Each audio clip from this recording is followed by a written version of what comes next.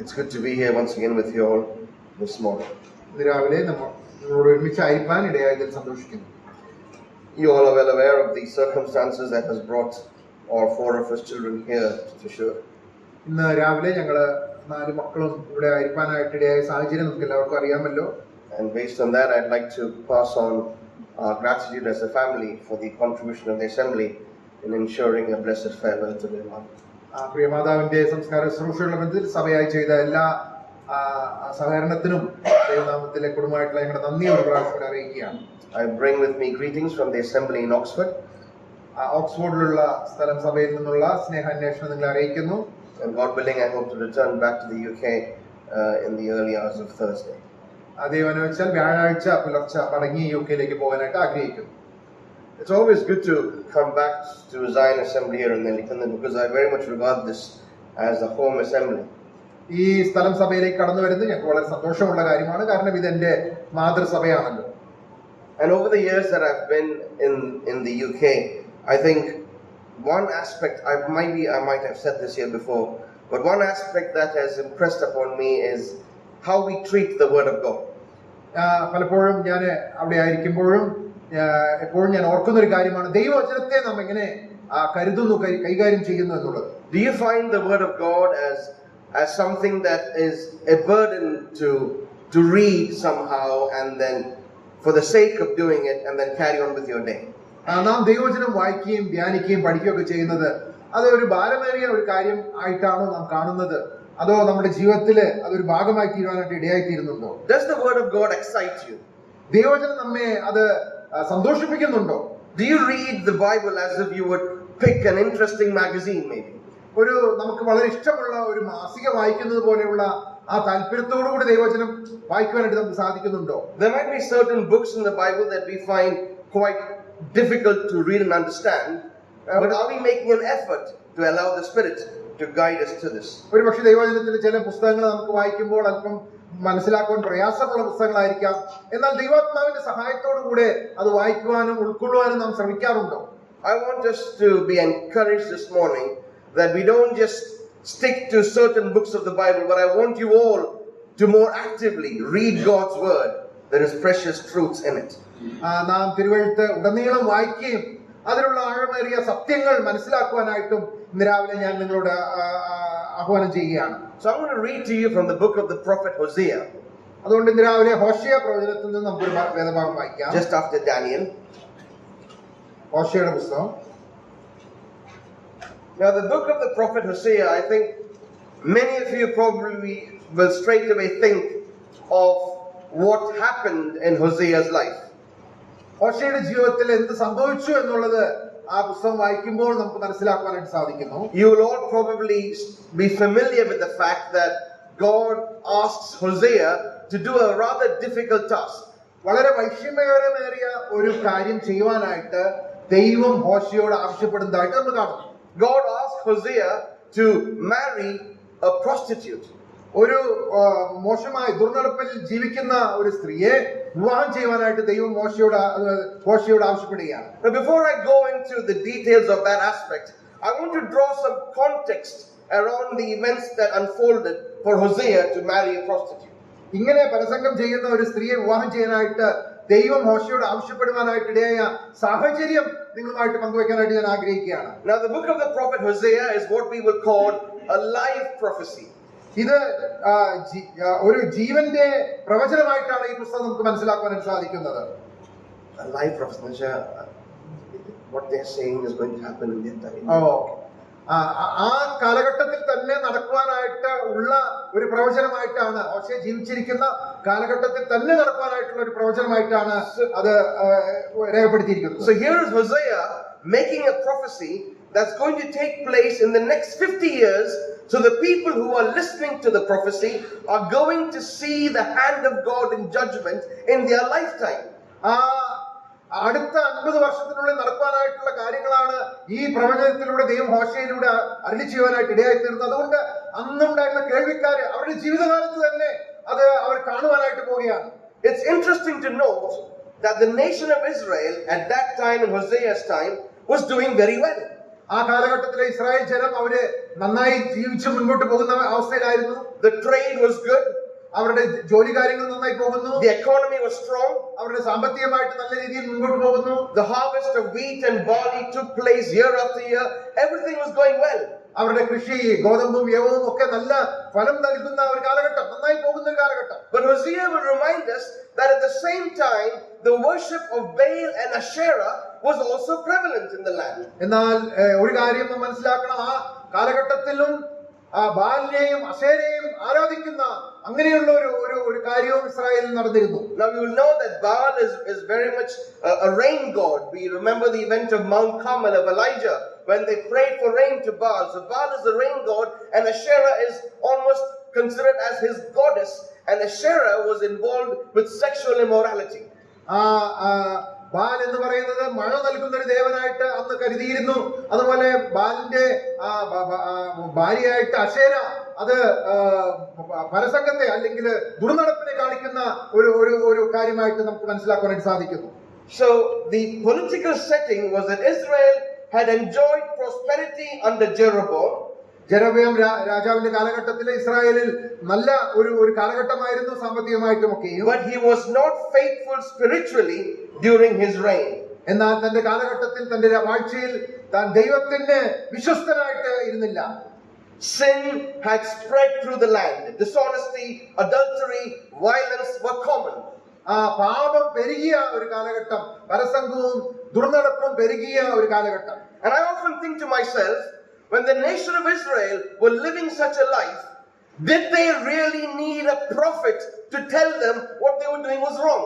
ആ രീതിയിൽ ഇസ്രായേൽ ജനം മുൻപോട്ട് ജീവിച്ചു പോകുമ്പോൾ വാസ്തവമായിട്ട് അവരോട് നിങ്ങൾ ചെയ്യുന്നത് തെറ്റാണ് എന്ന് പറയാനായിട്ട് ഒരു പ്രവാചകനെ ദൈവം എഴുന്നേൽപ്പിക്കാനായിട്ട് ആവശ്യമുണ്ടായിരുന്നു. You know, sometimes the things that we do, we don't need the Bible to tell us that what we are doing is wrong.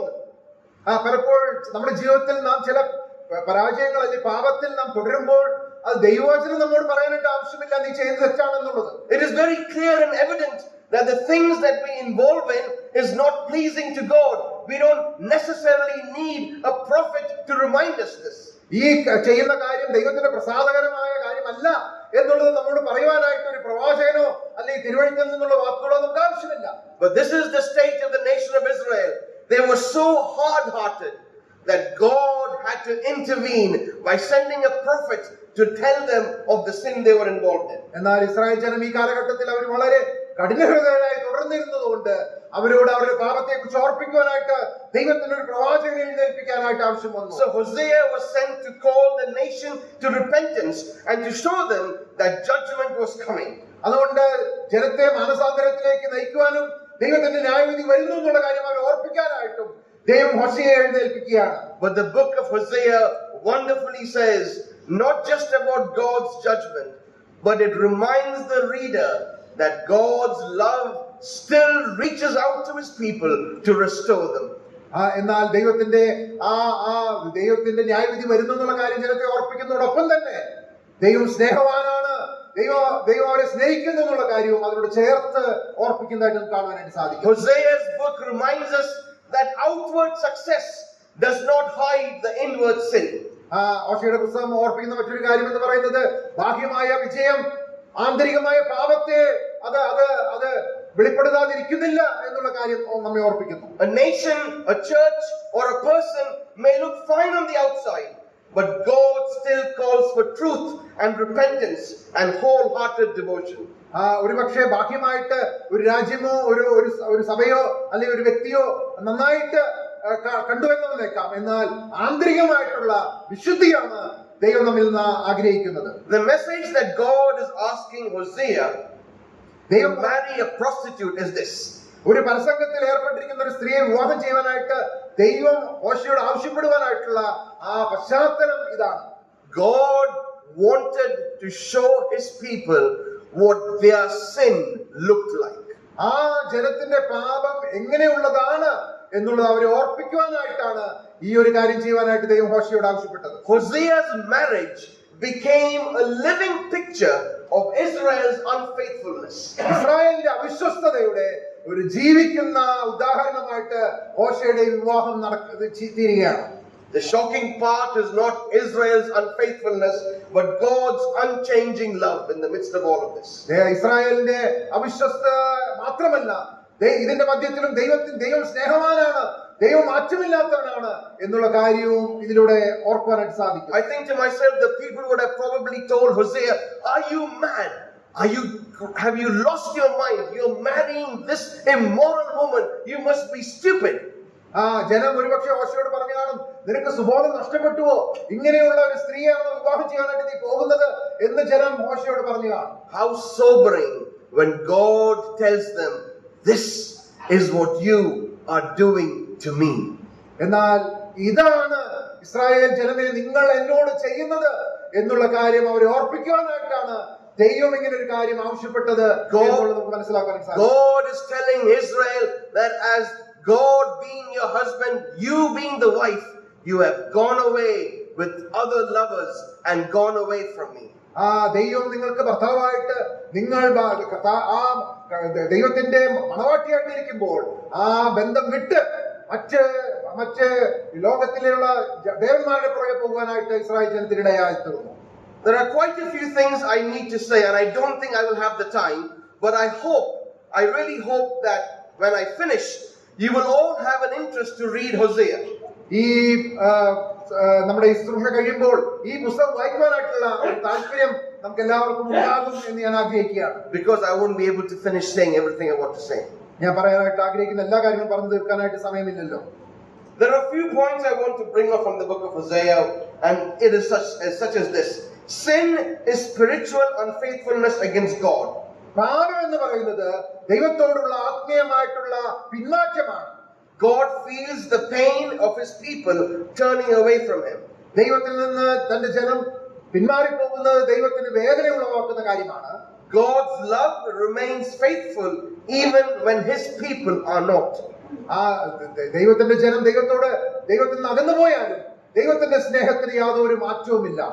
Judgment is real, but mercy and restoration are still offered.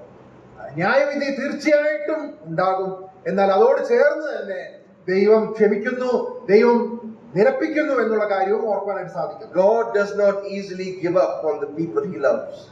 താൻ സ്നേഹിക്കുന്ന തന്റെ മക്കളോടുള്ള ബന്ധത്തിൽ ദൈവം അവരെ കൈവിട്ട് കളയുന്നില്ല, എന്നേക്കും അവരെ ഉപേക്ഷിക്കുന്നില്ല.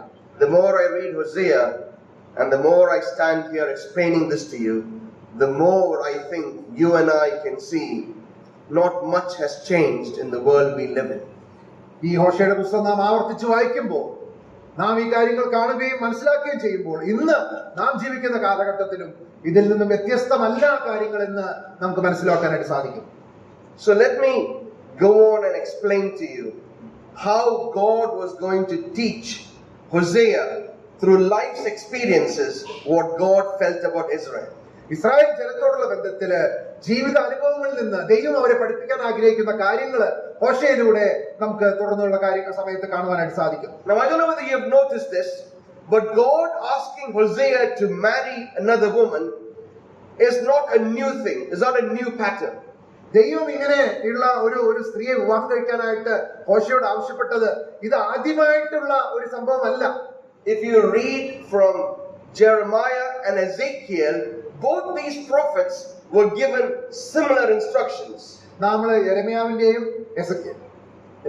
എസെക്കിയേലിന്റെയും പുസ്തകം വായിക്കുമ്പോൾ ഇതിന് സമാനമായിട്ടുള്ള കാര്യങ്ങള് ആ പ്രവാചകന്മാരോടും ദൈവം ആവശ്യപ്പെട്ടതായിട്ട് നമുക്ക് കാണുവാനായിട്ട് സാധിക്കും. In Jeremiah 16 verse 2 we read, "Thou shalt not take thee a wife, neither shalt thou have sons or daughters in this place." യെരമ്യാവ് 16-ാം അധ്യായത്തിൽ നാം വായിക്കുമ്പോൾ, നീ ഇവിടെ നിന്ന് നിനക്ക് ഭാര്യ എടുക്കരുത്, നിനക്ക് മക്കൾ ഉണ്ടാകുകയും ചെയ്യരുത് എന്ന് ദൈവം അവനോട് പറയുന്നതായിട്ട് നമുക്ക് കാണുവാനായിട്ട് സാധിക്കും. So this is a sign act that God was explaining in the next verses, that judgment was coming to Judah so fast that if you had a family, it would have meant more grief to Jeremiah. യഹൂദയില് ദൈവത്തിന്റെ ന്യായവിധി എത്രയും പെട്ടെന്ന് വരുവാനായിട്ട് പോകുന്നു. അതുകൊണ്ട് ഭാര്യയും മക്കളും ഒക്കെ ആയിട്ട് തീർന്നാൽ നിന്റെ ജീവിതം വളരെ ദുസ്സഹമായി തീരും എന്ന് ദൈവം അവരെ ഓർപ്പിക്കുന്നതായിട്ട് നമുക്ക് കാണുവാനായിട്ട് സാധിക്കും. So Jeremiah's single living, his request by God to live singly, was a living testimony of a broken covenant. അതുകൊണ്ട് ദൈവമായിട്ടുള്ള ആ ഉടമ്പടി ലംഘിച്ചു എന്നുള്ളതിന്റെ തെളിവായിട്ട് ദൈവം യിരെമ്യാവിനോട് ഏകനായിട്ട് ജീവിക്കാനായിട്ട് ആവശ്യപ്പെടുകയാണ്. Or take Ezekiel. എസെക്കിയേലിന്റെ ചരിത്രത്തിലേക്ക് വരുമ്പോൾ He was told, marry, your wife will die, but you will not mourn for her.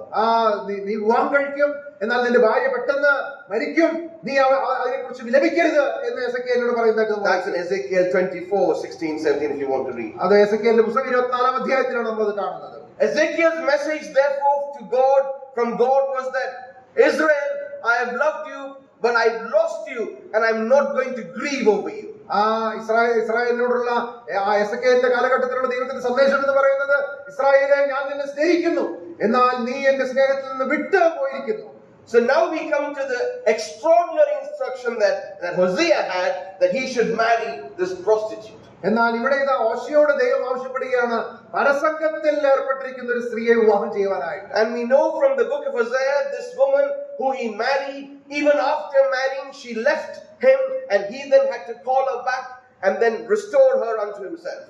ഈ സ്ത്രീയെ കുറിച്ച് നമ്മൾ വായിക്കുന്ന, ഹോശേയ അവളെ വിവാഹം ചെയ്ത് കഴിഞ്ഞിട്ടും ചില നാളുകൾക്ക് ശേഷം അവൾ പിന്നെയും ഹോശേയ വിട്ടുപോയി, പിന്നെയും ഹോശേയ അവളെ മടക്കി വിളിക്കുന്നതായിട്ട് നമുക്ക് കാണാനായിട്ട് സാധിക്കും. And all of this is a live experience. Hosea is basically living what God feels.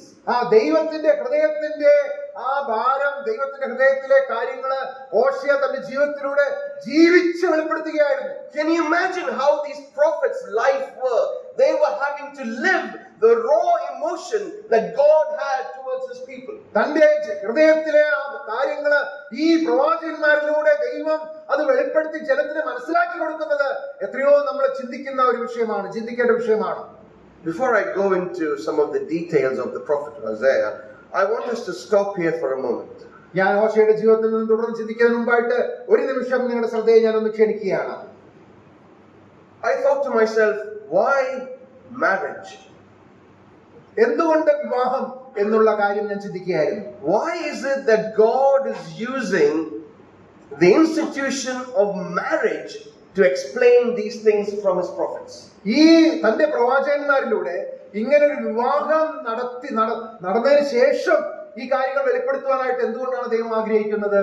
Does God have something in particular to tell us about marriage? ഈ കാര്യത്തിലൂടെ വിവാഹത്തെ സംബന്ധിച്ച് എന്തെങ്കിലും കാര്യങ്ങൾ നമ്മെ ഓർപ്പിക്കാനായിട്ട് ദൈവം ആഗ്രഹിക്കുന്നുണ്ടോ? I think there is. ഉണ്ട് എന്നാണ് ഞാൻ വിചാരിക്കുന്നത്. You see, I don't know whether you have realized this. We live in a world where marriage is frowned upon. ഇന്ന് നാം ജീവിക്കുന്ന കാലഘട്ടത്തില് വിവാഹത്തെ വളരെ മോശമായ രീതിയിൽ കാണുന്ന ഒരു സമൂഹത്തിന്റെ മധ്യത്തിലാണ് നാം ജീവിക്കുന്നത്. The world outside, they don't want to get married or be confined to the term marriage.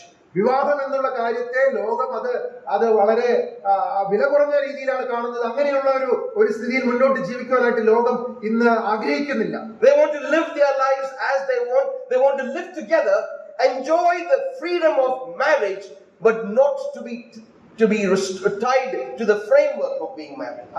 ഒരുമിച്ച് ജീവിച്ച് ആ രീതിയിൽ മുന്നോട്ട് പോകുവാൻ എന്നുള്ളതല്ലാതെ വിവാഹ ബന്ധത്തിൽ ഏർപ്പെട്ട് അങ്ങനെ ദൈവിക പദ്ധതികൾ നിർവഹിക്കുവാനായിട്ട് ഇന്ന് ലോകം ആഗ്രഹിക്കുന്നില്ല. I'm saying this because let us not forget that God is the author of marriage.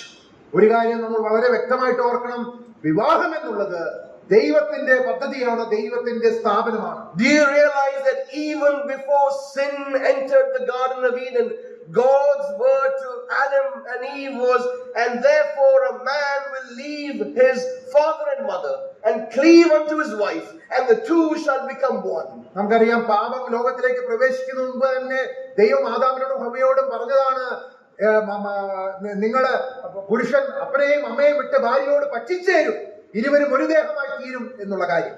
God is a God who wants an intimate relationship. വളരെ അഭേദ്യമായ ഹൃദ്യമായ ഒരു ബന്ധം വിവാഹ ബന്ധത്തിലൂടെ ഉണ്ടാകണം എന്നുള്ളത് ദൈവത്തിന്റെ പദ്ധതിയായിരുന്നു. We really must understand who God is when we deal with the scriptures and we come together as an assembly. നാം തിരുവെഴുത്ത് വായിക്കുമ്പോൾ സഭയായിട്ട് ഒരുമിച്ച് കൂടി വരുമ്പോൾ ഈ ദൈവം ആരാണ് എന്നുള്ള കാര്യം വാസ്തവമായിട്ട് നാം മനസ്സിലാക്കുവാനായിട്ട് ആവശ്യമുണ്ട്. The God of the religions is a God of distance. They are scared and afraid and have many rituals and holy things for these gods that the idols that they worship. ഈ ലോകത്തിൽ നാം കാണുന്ന മറ്റു ദേവന്മാരൊക്കെയും വിഗ്രഹങ്ങളൊക്കെയും അതിൻ്റെതായിട്ടുള്ള ആചാരങ്ങളും അനുഷ്ഠാനങ്ങളും ഒക്കെയും ഉൾപ്പെട്ടിട്ടുള്ള അങ്ങനെയുള്ള ഒരു സംവിധാനമാണ്. We have a God who has given the precious blood of His only begotten Son. He wants us to consider Him as His Father. എന്നാൽ നമ്മുടെ ദൈവം തന്റെ ഏകജാതനായ പുത്രൻ നമുക്ക് വേണ്ടി തന്റെ രക്തം ചിന്തി നമ്മെ വീണ്ടെടുത്ത ആ ദൈവത്തെ വാസ്തവമായി ഉൾക്കൊള്ളുവാൻ മനസ്സിലാക്കുവാനായിട്ട് നമ്മെ കുറിച്ച് ആഗ്രഹിക്കുന്നു. Lot of us, even in the assemblies, can sometimes be distracted from the whole concept of marriage because we are feeding from the things we see in the world outside. പലപ്പോഴും വിവാഹത്തെ കുറിച്ചിട്ടുള്ള ഈ വിലയേറിയ സത്യങ്ങൾ മനസ്സിലാക്കാതെ ലോകത്തിൽ നിന്ന് ലഭിക്കുന്ന തെറ്റായ കാര്യങ്ങൾ മനസ്സിലാക്കുവാനായിട്ടും ചിന്തിക്കുവാനായിട്ടും നമ്മൾ ആ സ്വാധീനം വരുവാനായിട്ട് സാധ്യതയുണ്ട്. Let me tell the youngsters here who are looking to get married, I ask that you will start praying for your spouses because you are doing a God honoring decision. അതുകൊണ്ട് ഇവിടെ വിവാഹത്തിനായിട്ട് ആഗ്രഹിക്കുകയും ഒരുങ്ങുകയും ചെയ്യുന്ന യുവതിയാക്കന്മാരോട് ഞാൻ പറയട്ടെ, നിങ്ങളുടെ വിവാഹ ജീവിതത്തിന് വേണ്ടി നിങ്ങൾ പ്രാർത്ഥിക്കുവാനായിട്ട് ആവശ്യമുണ്ട്.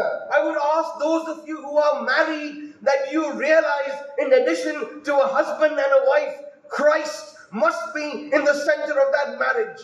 അതുപോലെ വിവാഹിതരായി ജീവിക്കുന്ന സഹോദരങ്ങളോട് ഞാൻ ഓർപ്പിക്കട്ടെ, നിങ്ങളുടെ വിവാഹ ജീവിതത്തിലെ ഭാര്യ ഭർത്താക്കന്മാരായി നിങ്ങൾ ആയിരിക്കുമ്പോൾ തന്നെയും കർത്താവ് നിങ്ങളോട് കൂടെ ഒരുമിച്ച് ആ മൂന്ന് പേർ കൂടിയിട്ടുള്ള അനുഗ്രഹിക്കപ്പെട്ട ബന്ധത്തിൽ. Let me tell the fathers and the mothers in this room that you and your children must constitute the worshipful attitude in your own homes.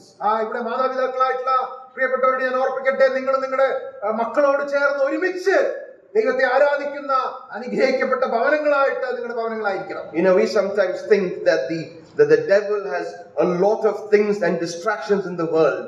ഒരുപക്ഷെ നമ്മൾ ചിന്തിച്ചേക്കാം, പിശാചിന് ഈ ലോകത്തില് നമ്മുടെ ശ്രദ്ധയെ തിരിക്കാനായിട്ട് അനേക കാര്യങ്ങൾ ചെയ്യുന്നവനാണ്.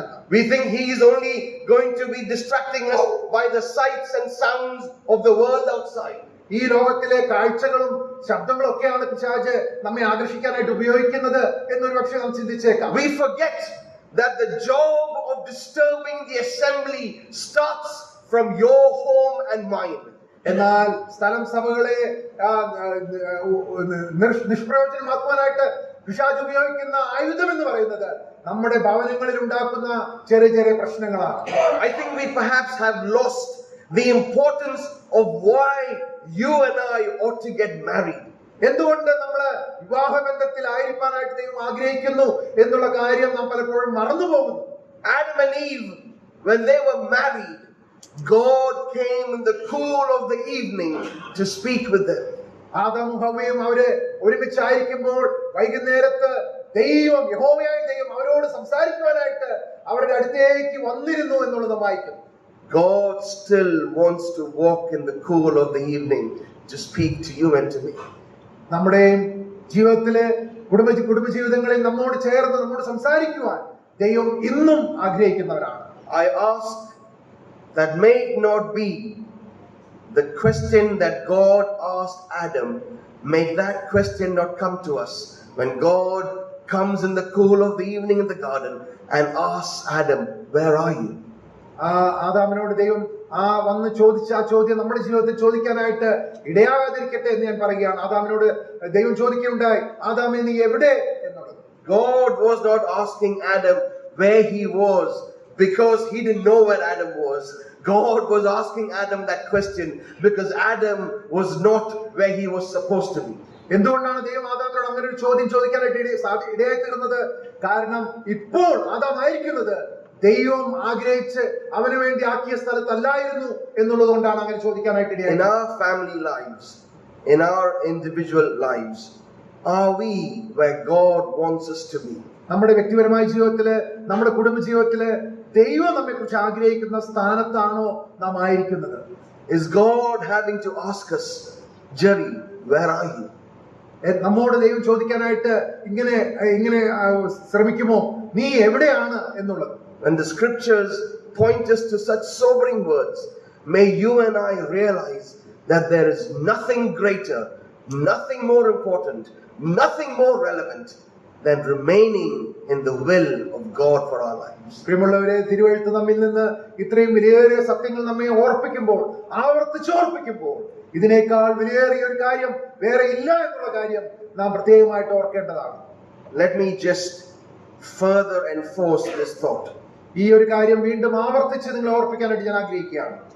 how amazing it is that God uses the very picture of marriage when He looks at you and I as the bride for Christ. ക്രിസ്തുവിന്റെ മണവാട്ടി എന്നുള്ള രീതിയിൽ നമ്മെ കാണുമ്പോൾ ദൈവം വീണ്ടും വീണ്ടും ഈ വിവാഹം എന്നുള്ള കാര്യം കൊണ്ടുവന്ന് അതിലൂടെ നമ്മോട് സംസാരിക്കാനായിട്ട് ആഗ്രഹിക്കുകയാണ്. How amazing it is that the intimate heart of God wants us to be as close as possible to His presence.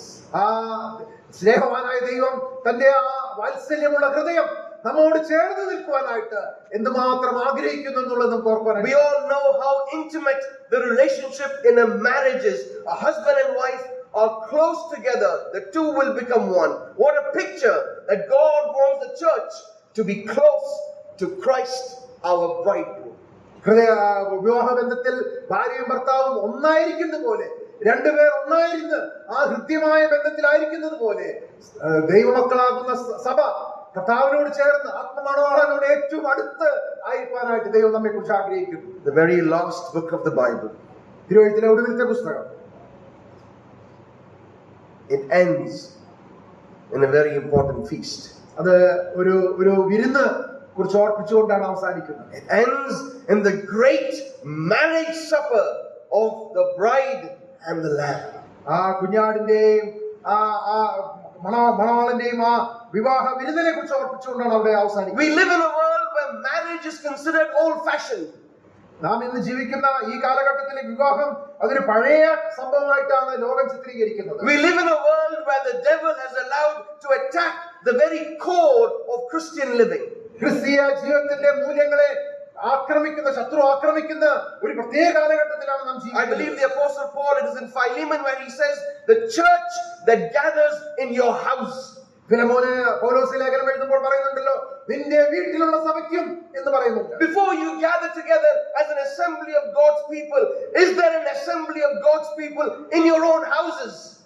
നാം സഭയായിട്ട് ഇങ്ങനെ ഒരുമിച്ച് കൂടുന്നതോട് ഒപ്പം തന്നെ നമ്മുടെ ഭവനങ്ങളിൽ നാം ഒരുമിച്ച് കൂടുന്ന ഒരു അനുഭവം ഉണ്ടോ? Are your children, are your servants, are your friends who are in the house part and parcel of this church? ഈ കൂടിവരവിൽ നാം ഭാര്യ ഭർത്താക്കന്മാരും മക്കളും മറ്റു ഭവനങ്ങളിലെ എല്ലാ അംഗങ്ങളും ഒരുമിച്ച് കൂടി ദൈവത്തെ ആരാധിക്കുന്ന ഒരു അനുഭവം ഉണ്ടോ? Let me tell you, it first starts at the institution that God has arranged, that the marriage where two become one, that's where God is going to work. ഇരുവർ ഒരുമിച്ച് ചേരുന്ന ആ വിവാഹം എന്നുള്ള സ്ഥാപനത്തിലാണ്, അവിടെയാണ് ദൈവം തന്റെ പ്രവൃത്തി ആരംഭിക്കുന്നത്. Once marriages break down, society breaks down, countries break down, and assemblies break down. വിവാഹ ബന്ധങ്ങൾ തകരുമ്പോൾ സമൂഹം തകരുന്നു, സഭകൾ തകരുന്നു, രാജ്യം തന്നെ ശിഥിലമാകുവാനായിട്ട് ഇടയായിത്തീരുന്നു. Just as the people in Hosea's time were pointing to him to say, Hosea, have you lost your mind that you marry a prostitute? You are a prophet of God. Have you done something stupid? ആ ഹോശയുടെ കാലഘട്ടത്തിൽ ജനം ഹോശയോട് ചോദിച്ചതുപോലെ, ഹോശയെ നിനക്ക് സുബോധം നഷ്ടപ്പെട്ടോ? നീ എന്തുകൊണ്ടാണ് ഇങ്ങനെയുള്ള പരസംഗത്തിലുള്ള ഒരു സ്ത്രീയെ വിവാഹം ചെയ്തിരിക്കുന്നത്? Today we might also point at our brothers and sisters and ask them, what sort of lives are you living when we ourselves have not lived right before God? പ്രിയമുള്ളവരെ, നാം തന്നെ ദൈവമുമ്പാകെ ശരിയായ രീതിയിൽ അല്ല ജീവിക്കുന്നുവെങ്കിൽ നമ്മുടെ സഹോദരി സഹോദരന്മാരോട് നിങ്ങൾ എന്തുകൊണ്ട് ഇങ്ങനെ ജീവിക്കുന്നു എന്ന് നമുക്ക് എങ്ങനെ ചോദിക്കാനായിട്ട് സാധിക്കും? So God uses this picture of marriage to bring about how He was going to design judgment to the nation of Israel. Israel ജനത്തെ ദൈവം ന്യായവിധിക്കാനായിട്ട് പോകുന്നു എന്നുള്ള കാര്യം കാണിക്കുവാനായിട്ടാണ് ഇവിടെ ഹോശയോട് ഇങ്ങനെ ഒരു സ്ത്രീയെ വിവാഹം ചെയ്യാനായിട്ട് ദൈവം ആവശ്യപ്പെട്ടത്. The only reason I went into so much detail was I have been very burdened to realize how intimate God's relationship is to be with us and how often we fail to appreciate that. ഈ കാര്യം അല്പം വിശദീകരിക്കാനായിട്ട് ഞാൻ ഇടയായി തീർന്നത് അതെന്റെ ഹൃദയത്തിൽ വളരെ ഭാരമായി എനിക്ക് അനുഭവപ്പെട്ടതുകൊണ്ടാണ്. ദൈവം നമ്മോട് എത്രയോ കൃത്യമായിട്ട് നമ്മോട് കൂടെ ആയിരിക്കാനായിട്ട് ആഗ്രഹിക്കുന്നു എന്നുള്ള കാര്യം നാം എപ്പോഴും ഓർക്കേണ്ടതാണ്.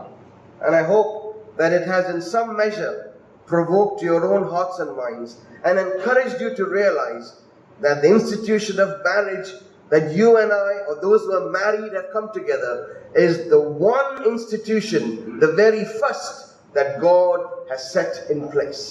മാത്രമല്ല വിവാഹത്തിനായ പ്രിയപ്പെട്ടവരോട് ഞാൻ ഓർപ്പിക്കട്ടെ, വിവാഹബന്ധം എന്നുള്ള ഈ അനുഗ്രഹിക്കപ്പെട്ട സ്ഥാപനം, ഇതാണ് ദൈവം സ്ഥാപിച്ച ആദ്യത്തെ സ്ഥാപനം എന്നുള്ളത്. Now going into how much time we finish? Well, I've got a few things to say, but I'll keep the time. But I want to now go into Hosea's children. ഹോശേയുടെ മക്കളെ കുറിച്ച് പെട്ടെന്ന് നമുക്കൊന്ന് ചിന്തിക്കാം. When we name our children, we want to give them names that mean good. നമ്മൾ മക്കൾക്ക് പേരിടുമ്പോൾ നല്ല അർത്ഥമുള്ള പേരുകളാണ് നമ്മൾ ഇടുന്നത്. And I'm sure you all think the same when you give your children's names. നമ്മൾ എല്ലാവരും ആ കാര്യം സമ്മതിക്കുന്നെന്ന് ഞാൻ വിചാരിക്കുന്നു. I mean, our son, his name is Johan, which is a derivative of John, which means God has favored us. എന്റെ മകന്റെ പേര് Johan എന്നാണ്. അത് ജോണിന്റെ യോഹന്നാൻ എന്നുള്ളത് മറ്റൊരു പേരാണ്. ദൈവം God has favored us. ദൈവം നമ്മുടെ സഹായമായിരിക്കുന്നു എന്നുള്ളതാണ്. And I'm sure you all think along the same lines. So God now is going to use the naming of Hosea's children to further show the nation of Israel what they have done. ഇവിടെ വീണ്ടും Israel ജനം എങ്ങനെ ദൈവത്തോട് തെറ്റ് ചെയ്തു എന്നുള്ളത് കാണിക്കുവാനായിട്ട് ഹോശേയ്ക്ക് എങ്ങനെ ഈ സ്ത്രീയിലുണ്ടാകുന്ന മക്കളുടെ പേര് ഇടാനായിട്ട് ദൈവം ഹോശേയോട് ആവശ്യപ്പെടുകയാണ്. Without going into much detail, we find that in verse 4, and the Lord said unto him, call his name Jezreel. നാലാം വാക്യം നമ്മൾ വായിക്കുന്നു, ദൈവം ഹോശേയോട് പറയാണ് അവന് ജസ്രയേൽ എന്ന് പേരിടുക. Today we read the word Jezreel, we think nothing. But in Hosea's time, the people would have been shocked. അന്ന് നമ്മൾ ഇന്ന് നമുക്ക് ആ പേര് കേൾക്കുമ്പോൾ നമുക്ക് ഒന്നും തോന്നുന്നില്ല. എന്നാൽ അന്ന് ആ കേട്ട ജനം അവര് ഭയപ്പെട്ട് കാണുമെന്ന് എന്നാണ് നാം മനസ്സിലാക്കുന്നത്. It's a bit like naming your daughter Jezebel or your son Ahab. ഒരു പക്ഷേ നമ്മുടെ മക്കൾക്ക് ഇസബേൽ എന്നോ അല്ലെങ്കിൽ ആഹാബ് എന്നോ ഒക്കെ പേരിടുന്നതിന് തുല്യമായിട്ടുള്ള ഒരു ഭയം. I don't know, maybe some of you might like those names, but please don't name your children that. അങ്ങനെയുള്ള പേരൊന്നും നമ്മുടെ മക്കൾക്ക് ഇടരുത് എന്ന് ഞാൻ ഓർമ്മിക്കുകയാണ്. The reason I'm saying is Jezreel means a battlefield. Jezreel എന്ന് പറഞ്ഞാൽ ഒരു യുദ്ധക്കളം എന്നുള്ളതാണ് അതിന്റെ പേര്, അതിന്റെ അർത്ഥം. And we read this in the Old Testament that God sent Jehu, the king, to wipe out Ahab's dynasty, Ahab and Jezreel, and they killed Ahab's 70 sons. ആഹാബിന്റെയും കുടുംബത്തെയും മക്കളെയും നശിപ്പിക്കുവാനായിട്ട് ദൈവം യേഹൂ ഗ്രഹത്തെ എഴുന്നേൽപ്പിച്ചതായിട്ട് നമ്മൾ വായിക്കുന്നു. But Jehu went too far and he continued with Baal worship. എന്നാൽ യേഹൂ മുൻപോട്ട് പോയപ്പോൾ അവൻ ബാൽ വിഗ്രഹങ്ങളെ ആരാധിക്കാനായിട്ട് തുടങ്ങി. So the valley was called the valley of Jezreel to show that it means excessive bloodshed. അതുകൊണ്ട് ആ താഴ്വരയെ ജസ്രയേൽ താഴ്വര എന്ന് വിളിക്കാനായിട്ട് ഇടയായിത്തീർന്നു. കാരണം അവിടെ ധാരാളം രക്തച്ചൊരിച്ചിൽ ഉണ്ടായിരുന്നു. And the same was for Saul and Jonathan's death by the Philistines happened in the Jezreel valley. അതേ താഴ്വരയിൽ തന്നെയാണ് ശൗലിന്റെയും അവന്റെ മകൻ യോനാഥാന്റെയും മരണവും നടന്നത്. We know the great battle of Armageddon that also takes place in the valley of Jezreel. ഇതേ യസ്രയേൽ താഴ്വരയിൽ തന്നെയാണ് ഇനിയും ഭാവിയിൽ നടക്കുവാൻ പോകുന്ന അർമഗദോൻ യുദ്ധവും നടക്കുവാനായിട്ട്. I'm saying all this because I want you all to understand everything is linked up. It's an exciting book to read. ഇതൊക്കെ ഞാൻ ഓർപ്പിക്കുന്നത് ഇതെല്ലാം പരസ്പരം ബന്ധപ്പെട്ടിരിക്കുന്ന കാര്യങ്ങളാണ്. വളരെ നാം വായിക്കാനായിട്ട് രസകരമായ ഒരു പുസ്തകമാണ്. Sometimes we think that the Bible is a bit distant to this year. In 2026, we are so modern and so developed. The Bible is a bit outdated. ഈ 2026-ൽ ഒരുപക്ഷെ ഇങ്ങനെ ചിന്തിക്കുന്നവരുണ്ടായിരിക്കാം, തിരുവഴുത്ത് ഇതൊക്കെയും ഈ കാലഘട്ടത്തില് ഇതിന് എന്ത് പ്രസക്തി എന്നുള്ളത്. എന്നാൽ ഞാൻ ഓർപ്പിക്കട്ടെ, ഇന്നും ദൈവവചനമാണ് ഏറ്റവും നമുക്ക് വിലയേറിയതും. Doesn't matter how much this world has progressed, I can tell you this, the heart and soul of man remains the same what it was in Sodom and Gomorrah. ഈ കാലഘട്ടം എങ്ങനെയുള്ള കാലഘട്ടമായിക്കൊള്ളട്ടെ, എത്ര തന്നെ പുരോഗമിച്ചതാണെങ്കിലും മനുഷ്യന്റെ ഉള്ളവും മനസ്സും എല്ലാം അന്ന് പഴയ കാലഘട്ടത്തിൽ എങ്ങനെയായിരുന്നുവോ അതുപോലെ തന്നെയാണ് ഇന്നും ദുഷ്ടചര്യ. And so the word of God through Hosea and through his scriptures is continuously guiding us and directing us. Flee from sin, come close to my presence. അതുകൊണ്ട് പാപത്തെ വിട്ട് ഓടുക, ദൈവത്തിന്റെ സന്നിധിയിലേക്ക് അടുത്തു വരിക എന്നുള്ള ആഹ്വാനമാണ് തിരുവഴുത്തുടനീളം ഇന്നും നമുക്ക് നൽകിക്കൊണ്ടിരിക്കുന്നത്. So the first was Jezreel, the second was called Lo Ruhamah. ഒന്നാമത്തെ മകന്റെ പേര് ജസ്രയേൽ, രണ്ടാമത്തെ മകന്റെ പേര് ലോ റുഹമ്മ എന്നുള്ളതാണ്. No mercy, Karuna ലഭിക്കാത്തവൾ. that's what the name means. അതാണ് പേരിന്റെ അർത്ഥം. Withdrawal of mercy. ദൈവത്തിന്റെ കരുണയെ ദൈവം പിൻവലിച്ചു കളഞ്ഞു. Assyria would invade and Israel would not be spared. This happened in 722 BC when Samaria fell. The Assyrians attacked and plundered the nation of Israel. 700-ആം നൂറ്റാണ്ടിലെ അശൂർ ഇസ്രായേലിനെ ആക്രമിച്ചു. അവിടെ വലിയ നാശനങ്ങൾ വരുത്താനായിട്ട് ഇടയായിത്തീർന്നു. You see how serious this is becoming? You see how serious this is becoming for Israel to hear these things. ഈ കാര്യങ്ങളൊക്കെയും Israel ജനത്തിന് കേൾക്കാനായിട്ട് എത്രയോ ഗൗരവകരമായ അവസ്ഥയിലേക്കാണ് മാറിക്കൊണ്ടിരിക്കുന്നത്. The third son was called Lo-Ammi, മൂന്നാമത്തെ മകന് പേരിട്ടത് ലോ അമ്മി എന്നാണ്, which means not my people. എന്റെ ജനമല്ല എന്നുള്ളതാണ് അതിന്റെ അർത്ഥം. I want you to think of this family of Hosea. His 3 children grow up and they are walking about in society. ഈ കുടുംബത്തെ നോക്കുക. ഹോശേയുടെയും 3 മക്കളും വളർന്ന് അവർ ആ സമൂഹത്തിൽ നടക്കുകയാണ്. And one is called Jezreel, judgment. One is called no mercy. One is called not my people. Can you imagine on a daily basis the nation of Israel was seeing what God's judgment was going to be like? ഒരു കുട്ടിയുടെ പേര് ന്യായവിധി, മറ്റൊരു കുട്ടിയുടെ പേര് കരുണ ലഭിക്കാത്തവൾ, മൂന്നാമത്തത് എന്റെ ജനമല്ല. ഇങ്ങനെയുള്ള ആ അവസ്ഥയിൽ ആ മക്കൾ ജീവിക്കുമ്പോൾ ആ ജനത്തിന്റെ അവസ്ഥ നമ്മളൊന്ന് ചിന്തിച്ചു നോക്കുക. Here human unfaithfulness brings the harshest title in the third son. മനുഷ്യന്റെ അവിശ്വസ്തതയുടെ ഏറ്റവും വലിയ ഉദാഹരണമാണ് ഈ മൂന്നാമത്തെ കുട്ടിയിൽ കാണാനായിട്ട്. For God to say not my people, he is essentially breaking a covenant that he has made. ഒരു ദൈവം എന്റെ ജനമല്ല എന്ന് പറയണമെങ്കിൽ ദൈവത്തിന്റെ ആ ഉടമ്പടി ദൈവം മാറ്റിക്കളയുകയാണ്. This is a legal term. God is revoking the covenant formula. അതൊരു നിയമമാണ്. ആ നിയമത്തെ ലംഘിക്കുന്ന ഒരു കാര്യമാണ് നമുക്കിവിടെ കാണാനായിട്ട് സാധിക്കും. Exodus, you need to read or you read Exodus 6 verse 7 will tell you what that covenant was when God established it. I will read. ഈ നിയമം സ്ഥാപിച്ചപ്പോൾ ദൈവം എങ്ങനെ അത് സ്ഥാപിച്ചു എന്നുള്ളത് പുറപ്പാട് പുസ്തകം 6-ാം അധ്യായത്തിന്റെ 7-ാമത്തെ വാക്യത്തിൽ നാം ഇങ്ങനെ വായിക്കുന്നു. ഞാൻ നിങ്ങളെ എനിക്ക് ജനമാക്കിക്കൊള്ളുകയും ഞാൻ നിങ്ങൾക്ക് ദൈവമായിരിക്കുകയും ചെയ്യും. മിസ്രയീമ്യരുടെ ഊഴിയവേലയിൽ നിന്ന് നിങ്ങളെ ഉദ്ധരിക്കുന്ന നിങ്ങളുടെ ദൈവമായ യഹോവ ഞാനാകുന്നു എന്ന് നിങ്ങൾ അറിയും. God is saying, I will take you to be my people. I will be your God and know that I, the Lord, am your God. God is establishing a covenant. And would you think that God is going to break that covenant? ദൈവം അവരോട് മാറ്റമില്ലാത്ത ഒരു ഉടമ്പടി, ഒരു നിയമം ചെയ്യുകയാണ്. ഞാൻ നിങ്ങളെ എനിക്ക് ജനമാക്കിക്കൊള്ളുകയും ഞാൻ നിങ്ങൾക്ക് ദൈവമായിരിക്കുകയും ചെയ്യും. ഇത് ദൈവത്തിന് മാറ്റുവാനായിട്ട് സാധിക്കുമോ? You see, this is how the matter before God is getting worse and worse. Judgment, loss of mercy, loss of identity. God is serious about sin.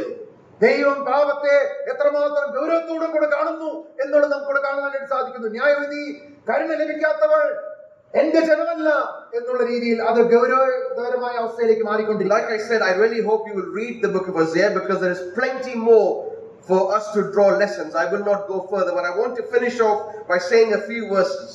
ഈ പുസ്തകം വായിക്കുമ്പോൾ ഇങ്ങനെയുള്ള അനേക പാഠങ്ങൾ നമുക്ക് മനസ്സിലാക്കുവാനായിട്ട് സാധിക്കും. അതുകൊണ്ട് ഇത് വായിക്കുവാനായിട്ട് ഞാൻ നിങ്ങളോട് ആവശ്യപ്പെടുകയാണ്. It's amazing how we read all of those things in chapter 1 and very quickly the loving restorative heart of God explains a reversal of those names.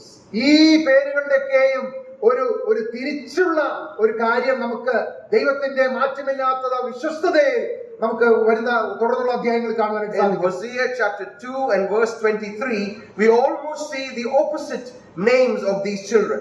ഈ പേരുകൾക്ക് നേരെ വിപരീതമായ പേരുകൾ 2-ാം അധ്യായത്തിന്റെ 23-ാമത്തെ വാക്യത്തിൽ നമുക്ക് കാണുവാനായിട്ട് സാധിക്കുന്നു. അവിടെ നാം ഇങ്ങനെയാണ് വായിക്കുന്നത്: ഞാൻ അതിനെ എനിക്കായി ദേശത്ത് വിതയ്ക്കും, കരുണ ലഭിക്കാത്തവളോട് ഞാൻ കരുണ കാണിക്കും, എന്റെ ജനമല്ലാത്തതിനോട് നീ എന്റെ ജനമെന്ന് ഞാൻ പറയും, നീ എന്റെ ദൈവമെന്ന് അവരും പറയും. Very soon God's word is saying he has no intention to cast judgment, but his love and restorative nature very quickly brings us back to himself. എന്നേക്കുമായിട്ട് ഈ ജനത്തെ തള്ളിക്കളയാനായിട്ട് ദൈവം ആഗ്രഹിക്കുന്നില്ല. ദൈവത്തിന്റെ കരുണയും ദൈവത്തിന്റെ വിശ്വസ്തതയും അവരെ മടക്കി കൊണ്ടുവരാനായിട്ട് ആഗ്രഹിക്കുന്നു എന്നുള്ള ദൈവം വെളിപ്പെടുത്തുകയാണ്. I want us to read together towards the end of the book of Hosea, chapter 11 11-ാം അധ്യായത്തിലേക്ക് ഒടുവിലത്തെ അധ്യായത്തിലേക്ക് നാം കടന്നു വരും. 11-ാം അധ്യായത്തിലേക്ക് കടന്നു. And in the light and context of all that we have heard about Hosea, about his prophecy, about the judgment of the nation, about how that relates to you and I want us to read these verses together. നാം ഹോശേയെ കുറിച്ച് കേട്ട ഈ ചരിത്രത്തിന്റെ ഒക്കെ പശ്ചാത്തലത്തില് 11-ാം അധ്യായത്തിലെ ഈ വാക്യങ്ങൾ നമുക്ക് ഒരുമിച്ച് വായിക്കാൻ. It so beautifully shows out the heart of God. ദൈവത്തിന്റെ ഹൃദയത്തെ വെളിപ്പെടുത്തുന്ന വാക്കുകളാണ് നമുക്ക് അവിടെ കാണുവാനായിട്ട് സാധിക്കും. It says this, how shall I give thee up, Ephraim? How shall I deliver thee, Israel? Mine heart is turned within me. My repentings are kindled together. I will not execute the fierceness of mine anger.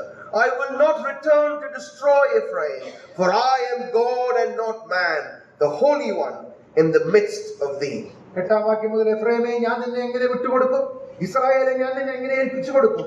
ഞാൻ നിന്നെ എങ്ങനെ അഗ്മയെ പോലെയാക്കും? ഞാൻ നിന്നെ എങ്ങനെ സെബോയോമിനെ പോലെ ആക്കി തീർക്കും? എന്റെ ഹൃദയം എന്റെ ഉള്ളിൽ മറിഞ്ഞുകൊള്ളുന്നു, എന്റെ അയ്യോഭാവമൊക്കെയും ജ്വലിക്കുന്നു. എന്റെ ഉഗ്രകോപം ഞാൻ നടത്തുകയില്ല, ഞാൻ എഫ്രൈമിനെ വീണ്ടും നശിപ്പിക്കുകയില്ല. ഞാൻ മനുഷ്യനല്ല, ദൈവമത്രേ. In spite of all of the evil that was committed before God in the nation of Israel, ദൈവത്തിന് വിരോധമായിട്ട് ഇസ്രായേൽ ജനം ചെയ്ത പാപത്തിന്റെ മധ്യത്തിൽ the prophecy was going to be fulfilled and they were going to be judged. ദൈവം നൽകിയ പ്രവചനം നിവൃത്തിയാകാൻ പോകുന്നു, ന്യായവിധി വരുവാനായിട്ട് പോകുന്നു. And God here says, I will not execute the fierceness of mine anger. അവിടെ എന്നാൽ ദൈവം പറയുകയാണ്, ഞാൻ എന്റെ ഉഗ്രകോപം ഞാൻ നടത്തുകയില്ല. I am God and not man. ഞാൻ ദൈവമാണ്, മനുഷ്യനല്ല. When God says that he will not execute the fierceness of his anger, there is only one place that I can go. തന്റെ ഉഗ്രകോപം നടത്തുകയില്ല എന്ന് ദൈവം പറയുമ്പോൾ ഒരു സ്ഥാനം മാത്രമാണ് നമുക്ക് ഓർക്കുവാനായിട്ട് സാധിക്കുന്നത്. The only place we can go to is the cross on Calvary's Mount. ആ സ്ഥലം എന്ന് പറയുന്നത് കാൽവരി മലയാണ്. This morning, if there's any who have not yet turned from your sin, I pray that this morning that the wrath of God would not fall upon you, for he has turned from his fierceness and placed it upon the person of his son there on Calvary Street. ഇന്ന് രാവിലെ കർത്താവായ യേശുക്രിസ്തുവിൽ വിശ്വസിക്കാത്ത, രക്ഷിക്കപ്പെടാത്ത ആരെങ്കിലും ഞങ്ങളെ ശ്രദ്ധിക്കുന്നുണ്ടെങ്കിൽ ദൈവത്തിന്റെ ഉഗ്രകോപം നിങ്ങളുടെ മേൽ വരാതെ വേണം. ആ കോപം മുഴുവനായിട്ട് കാൽവരി ക്രൂശിൽ തന്റെ പുത്രന്റെ മേൽ ദൈവം ചുമത്തി. Maybe not confine God to a book. ദൈവത്തെ നമ്മൾ ഒരു പുസ്തകത്തിൽ മാത്രം ഒതുക്കാനായിട്ട് ഇടയാകല്ലേ. Maybe not think that God happens only when we read and pray. നാം പ്രാർത്ഥിക്കുമ്പോഴും വായിക്കുമ്പോഴും മാത്രമല്ല ദൈവമായിരിക്കുന്നത്. Let us remind ourselves that God's intention is to be intimate with you and to me, that together we might experience his walk in the cool of the evening. നമ്മോട് ചേർന്ന് വളരെ കൃത്യമായിട്ട് നമ്മോട് സംസാരിക്കുവാൻ, ഇടപെടുവാൻ, നമ്മോട് ചേർന്ന് നടക്കുവാനായിട്ട് ആഗ്രഹിക്കുന്ന ഒരു ദൈവമാണ്, സ്നേഹവാനായ ഒരു ദൈവമാണ്. Thank you very much for bearing with me, for the time is gone, and I trust and commend you all to the person of our Lord and Savior Jesus Christ. നിങ്ങൾ എല്ലാവരെയും കർത്താവായ യേശുക്രിസ്തുവിന്റെ കരങ്ങളിൽ വരമേൽപ്പിച്ചുകൊണ്ട് ഞാൻ എന്റെ വാക്കുകൾ നിർത്തുന്നു. ദൈവനാമം വാഴ്ത്തപ്പെടുമാറാകട്ടെ.